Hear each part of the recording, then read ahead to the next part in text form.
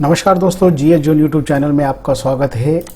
आज का वीडियो जो है वो बनने वाला है प्रोग्रामिंग के ऊपर। तो मैं आपको एक इमेज दिखा देता हूँ। ये जो हमारे पास 3D डिज़ाइन है, इसको हमें कार्विन करना है, लेकिन कार्विन वन साइड में नहीं करना, दोनों साइड से इसको कार्विन करना है। बोथ साइड सेम मटेरियल पे दोनों साइड पे कार्विन होना चाहिए। उसकी प्रोग्रामिंग कैसे बनेगी उसके बारे में आज हम लोग जानकारी लेने वाले हैं आर्टकैम में।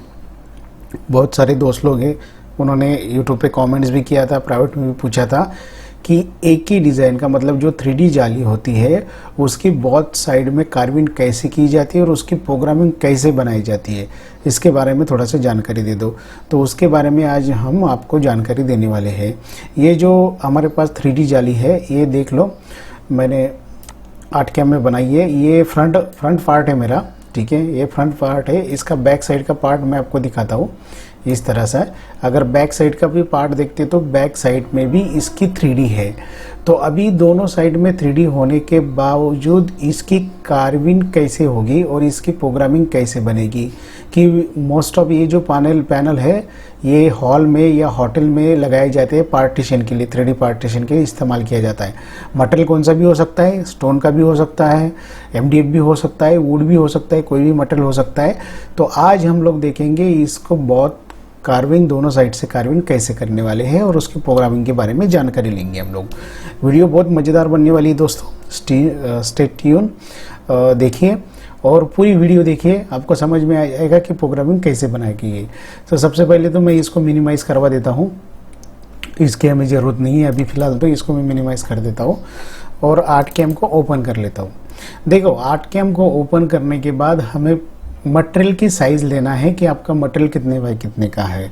तो ये डिज़ाइन मेरे पास अवेलेबल जो है वो इंचेस में है, तो मैं इसका इंचेस में साइज़ ले लेता हूँ। तो ये जो डिज़ाइन जो बनी है ये बनी है 90 इंचेस बाय 45 इंचेस में, ठीक है, 90 इंचेस बाय 45 इंचेस में बनी है। तो इसका मैं साइज़ में ले लेता हूँ। साइज़ लेने के बाद देखिए, मेरा ओरिजिन हमेशा कॉर्नर पे रहेगा, ठीक है, कॉर्नर पे ओरिजिन रहेगा। तो देखिए, अभी हम मशीन की हिसाब से फाइल बनाएंगे, ठीक है। अभी मोस्ट ऑफ क्या होता है, हम लोग फिर से न्यू मॉडल में जाएंगे, न्यू मॉडल में जाके हम लोग मॉडल में जाएंगे, ठीक है। तो हम लोग डायरेक्टली नया मॉडल ले लेते हैं, फिर से न्यू मॉडल, ठीक है। अभी हमारा मशीन का साइज़ क्या है, 90 इंचेस तो एक्स आता नहीं है। हमारा 8x4 की जो मशीन होती है उसका जो 48 इंच मतलब 48 इंच का ही वर्किंग एरिया आता है एक्स में, और वाई में जो होता है वो 8 फीट का आता है, 96 इंच का। तो हम लोग उसको उसके हिसाब से ले लेंगे। अभी यहाँ पे 45 कर देता हूँ एक्स में और यहाँ पे कर देता हूँ मैं 90।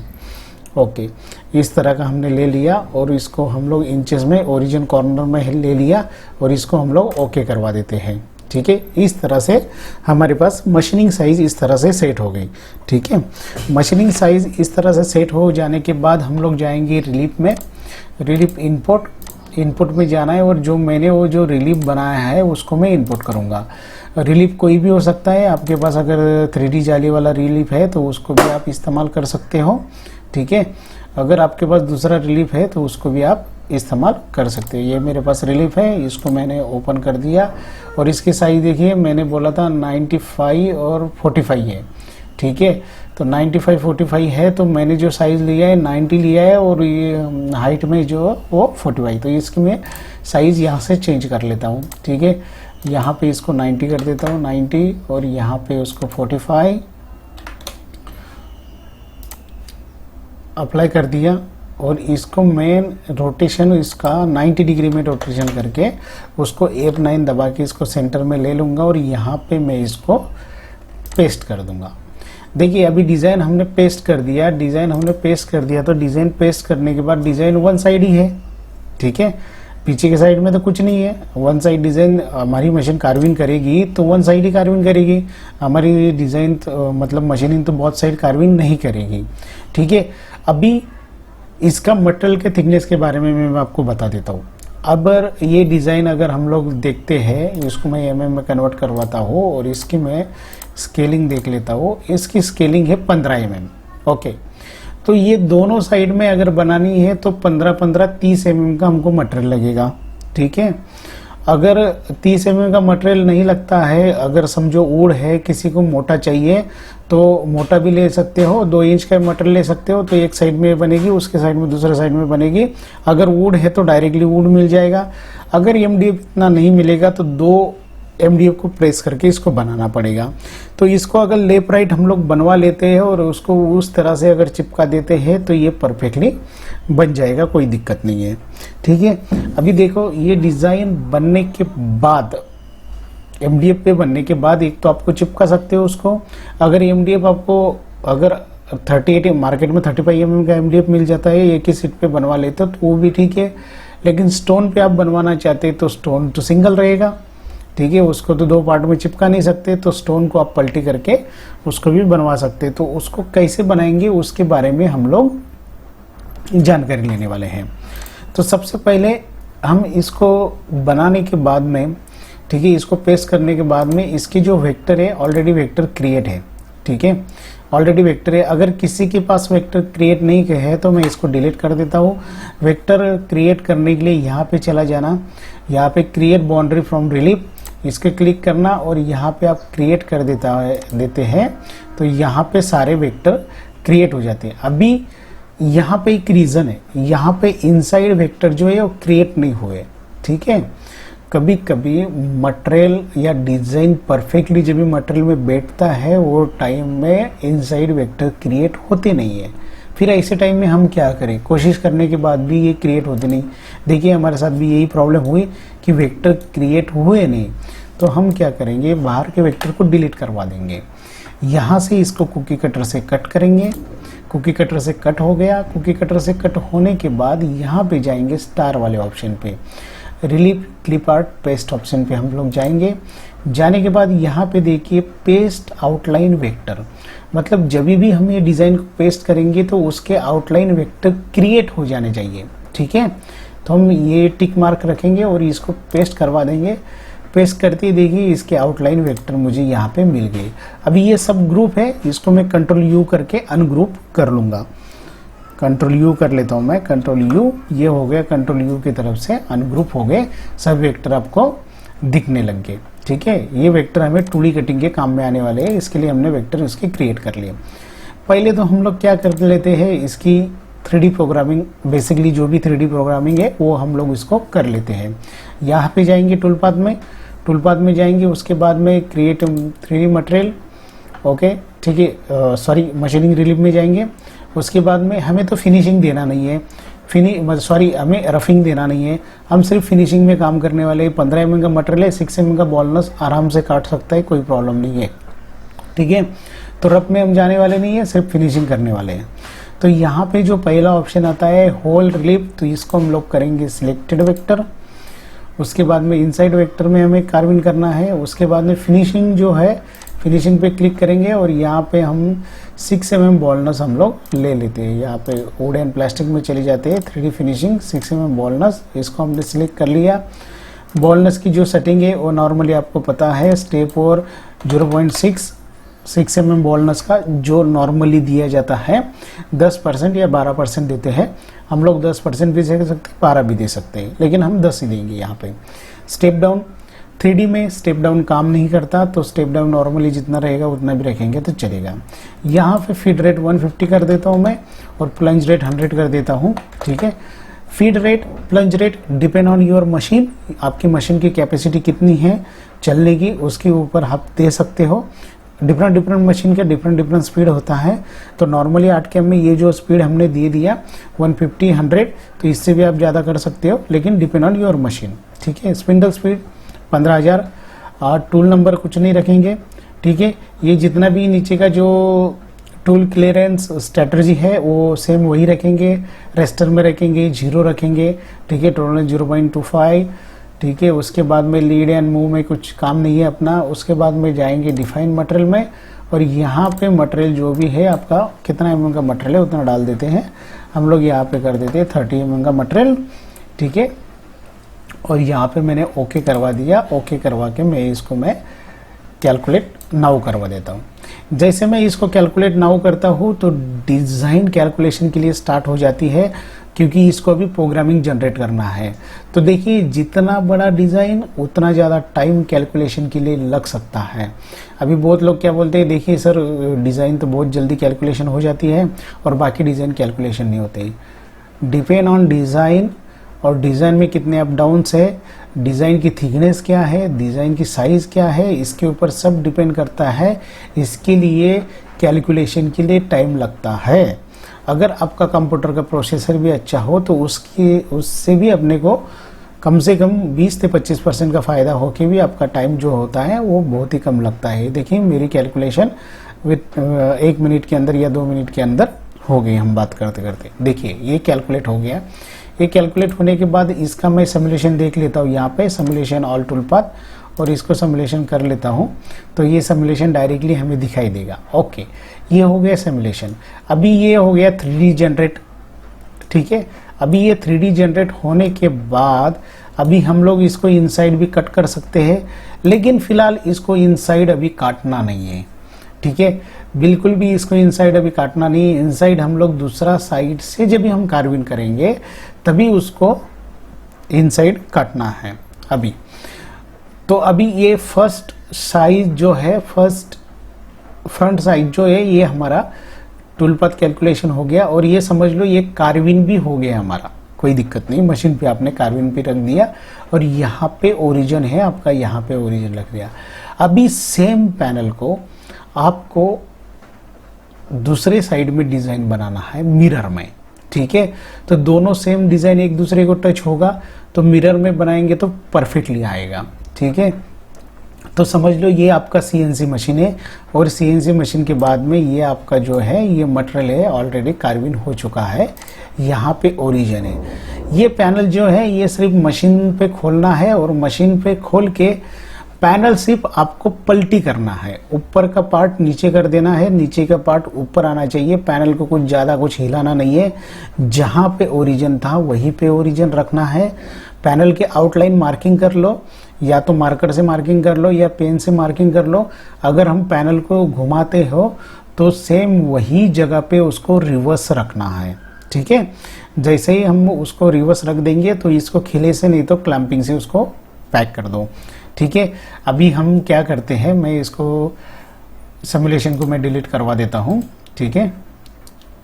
सिमुलेशन को डिलीट करवा देता हूँ। ओके, जैसे ही हमने पैनल को पलटी करवा दिया तो पैनल को पलटी करवाने के बाद मटेरियल को मशीन पे फिक्स करवा दो। अभी मशीन को फिक्स करने के बाद अभी आती है डिज़ाइन की बारी। तो आर्टकैम में हम लोग डिज़ाइन को कैसे सेम करें, तो अभी हम फिर से नया साइज़ ले लेंगे, फिर डिज़ाइन को इंपोर्ट करेंगे, उसके बाद में फिर साइज़ देंगे, नहीं इसमें तो गड़बड़ हो जाएगी। साइज़ 19-20 हो सकता है, ऑलरेडी ये हमारे पास सेट है, तो अभी इसमें ही हमें करना है, तो हिलाना नहीं है। तो मटेरियल को भी कुछ हिलाना नहीं है, सिर्फ मटेरियल को हमने पलटी कर दिया और यहाँ पे डिज़ाइन को हम लोग सिर्फ मिरर करने वाले हैं। तो हम लोग यहाँ पे चले जाएंगे। यहाँ पे जैसे आप जाते हैं सेट मॉडल में, सेट मॉडल में आप अगर क्लिक करते हो, सेट मॉडल के बाजू में अगर आप क्लिक करते हो रोटेट मॉडल क्लॉकवाइज एंटीवाइज में, यहाँ पे एरो क्लिक है, यहाँ पे क्लिक करते हो और यहाँ पे ऑप्शन आता है, देखो मिरर मॉडल हॉरिजेंटली। यहाँ पे अगर क्लिक करते हो तो मॉडल क्या होता है ना, मिरर होता है। यहाँ पे हमने क्लिक कर दिया, मॉडल हमारा मिरर हो गया। तो मॉडल मिरर हो गया, आपको पता नहीं चला मॉडल मिरर हो गया। क्यों? क्योंकि मॉडल ये सेम है, left right top bottom same है, इसलिए आपको पता नहीं चल रहा है, ठीक है। मैं इसको थोड़ा सा रोटेट करके आपको दिखाता हूँ। ओके, और यहाँ पे मॉडल को मिरर करता हूँ तो ये देखिए मॉडल मिरर हो गया आपका, ठीक है। यहाँ पे क्लिक किया, मॉडल मिरर हो गया, ठीक है। अगर मॉडल मिरर हो रहा है कि आपको समझ में नहीं आ रहा है मॉडल मिरर हो रहा है, तो मैं नॉर्मली यहाँ पे एक वेक्टर क्रिएट करता हूँ। देखिए यहाँ पे एक वेक्टर क्रिएट कर दिया। ओके, अभी मैं मॉडल को मिरर करता हूँ, मिरर कर दिया, ये वेक्टर इधर आ गया, ठीक है। इसका मतलब मॉडल मिरर हो गया, ठीक है। मॉडल मिरर हो गया आपका। तो मॉडल मिरर होने के बाद वो जो पहले हमने टूल पाथ बनाई थी वही टूल पाथ को ले लो, कुछ नहीं करो, वही टूल पाथ को ले लो, राइट बटन क्लिक करो, एडिट करो, हो जाएगा। वेक्टर ऑलरेडी हमारा सिलेक्शन है और हमें उसका कैलकुलेट कर देना है। जैसे ही उसको कैलकुलेट करते ही कैलकुलेट होना स्टार्ट हो जाएगा। कैलकुलेट होने के लिए वही प्रोसीजर सेम रहेगी, हमें कुछ भी चेंज नहीं करना और कुछ भी नहीं करना, कैलकुलेट होने देना है। जैसे ही कैलकुलेट हो जाएगा यही टूल पाथ को हमें वापस सेव करना है, ठीक है। कैलकुलेशन होने के लिए थोड़ा सा टाइम लग सकता है, डिपेंड ऑन योर कंप्यूटर या डिपेंड ऑन योर सिस्टम, तो थोड़ा सा टाइम लगता है, 2-4 मिनट लग जाता है, कोई दिक्कत नहीं है उसमें, ठीक है। ये हो गया कैलकुलेशन हमारा 99% हो गया, अभी थोड़ा सा रह गया, ठीक है। तो कैलकुलेट हो गया तो ये इसको टूल पाथ में क्लोज कर देता हूँ और इसको सिमुलेशन को एक बार देख लेता हूँ और इसको मैं कैलकुलेट करवा देता हूँ। ओके, सिमुलेशन भी हो गया हमारा, देखिए सिमुलेशन भी हो गया। अभी यही फाइल को हमें सेव करके यहाँ पे सेव टूल पाथ में सेव करके फाइल को सेव करके मशीन पे रन करना है। मशीन में रन करने के बाद ये डिज़ाइन पहले वन साइड डिज़ाइन बन चुका है, ठीक है। ये side already design, back side में डिज़ाइन ऑलरेडी बन चुका है, तो ये साइड में डिज़ाइन कार्विन हो जाएगा। जैसे ही डिज़ाइन कार्विन हो जाने के बाद हमारे पास आता है इनसाइड कटिंग का काम। तो जैसे ही इनसाइड कटिंग का काम आता है तो आप लोग जाली वगैरह कटिंग करते हैं, उसी तरह से हमें जाली कटिंग करना है। बाहर का आउटर डिसेलेक्ट कर देना है और यहाँ पे जाना है हमें टूल पाथ में, और टूल पाथ में जाने के बाद 2D टूल पाथ, और जो है इनसाइड कटिंग करना है। 30 mm का डेप्थ है, तो यहाँ पे हम लोग 6 mm का एंड मिल ले लेते हैं, सॉरी बॉलनस लिया हमने, 6 mm का एंड मिल लेते हैं, 6 mm का एंड मिल। यहाँ पे उसका जो स्टेप डाउन है, यहाँ पे स्टेप डाउन में 8 mm करवा देता हूँ, और यहाँ पे फिट रेट 100, प्लंज रेट 50 रखता हूँ और इसको कैलकुलेट करवा देता हूँ। ओके, कैलकुलेट करने के बाद इसका मैं सिमुलेशन देख लेता हूँ। ओके, सिमुलेशन देखने के लिए बाद देखिए थोड़ा सा है ना, ये इनसाइड कट हो गया।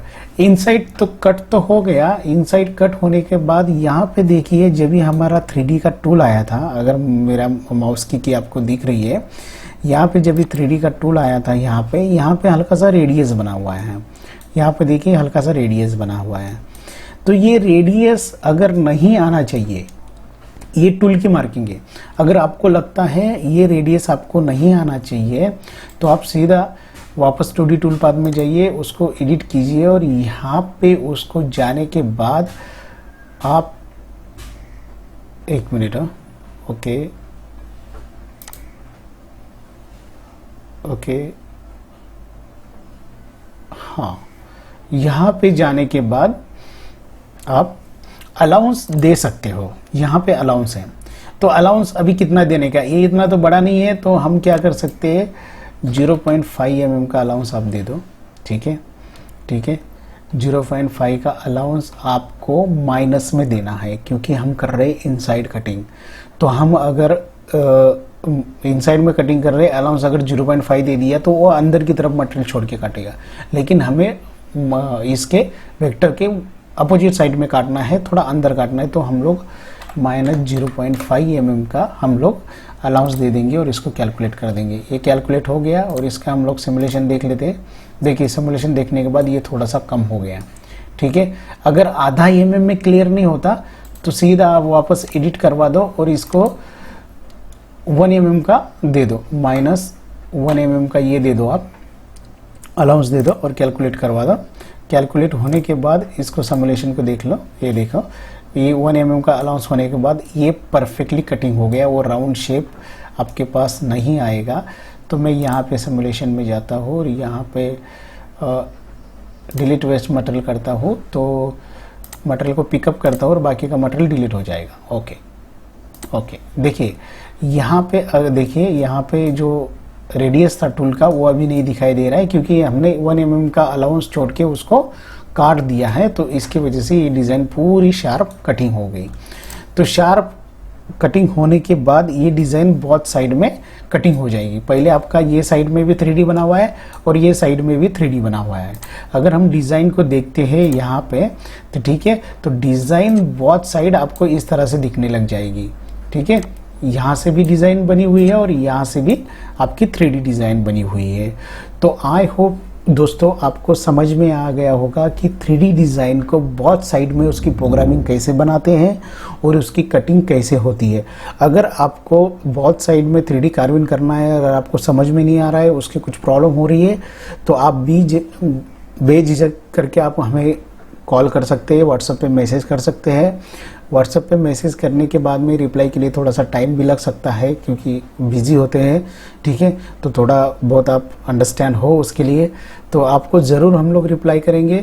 अगर आपको हमारी वीडियो पसंद नहीं आई, ठीक है, अगर वीडियो में कुछ प्रॉब्लम है, ठीक है, तो ज़रूर हमें व्हाट्सएप पे बताइए। कुछ भी डाउट है आपको, अगर वीडियो हमारी पसंद नहीं आई और आपने बताया कि सर आपका जो नॉलेज था वो गलत था और हमारे पास इससे भी अच्छा नॉलेज है, तो प्लीज़ आपका नॉलेज भी हमारे साथ शेयर कीजिए, बाकी लोगों को भी हम समझा सके। ये मेरे पास जो नॉलेज था वो मैंने आपके साथ शेयर किया, हो सकता है आपके पास मेरे से भी अच्छा आइडिया होगा, ठीक है। तो मैं नहीं मानता हूँ कि आइडिया नहीं है, बहुत लोगों के पास अपना अपना आइडिया होता है। जो लोग मशीन पे काम करते हैं वो आइडिया लगाते हैं और आइडिया लगाते लगाते ही काम करवाते हैं। तो आइडिया इसीलिए लगाना है कि अपना काम जितना जल्दी इजी हो सके उतना सही रहेगा।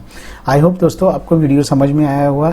अगर आपको अभी तक समझ में नहीं आया इसके बारे में तो मुझे व्हाट्सएप पे पूछ सकते हैं।